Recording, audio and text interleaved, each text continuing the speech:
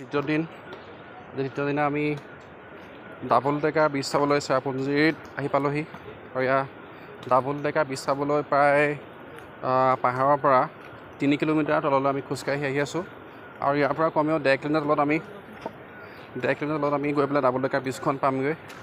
আচলতে ইয়াত হয়তো ইমান সম্ভৱ নহয়, যাতে দেখিবলৈ অলপ পাইছেই, কাৰণ তলত নামি আহিবলগীয়া হৈছে খটখটি চিৰি এনেকৈ আহি পেলাই যথেষ্ট কষ্ট হয়।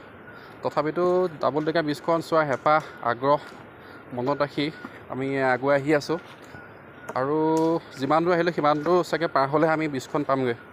গতিকে আমি আহি আছোঁ, আপোনালোকে চাই থাকক, ব্ৰিজখন দেখুৱাম অলপ।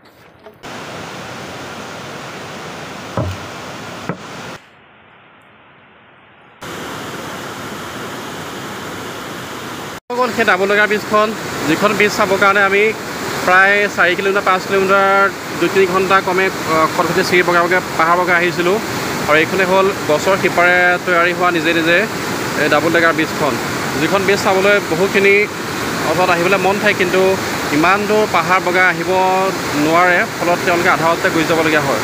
কিন্তু আমি মনত সাহস বান্ধি আহি এইখিনি পালোহি এই ব্ৰিজখন চাবৰ কাৰণে।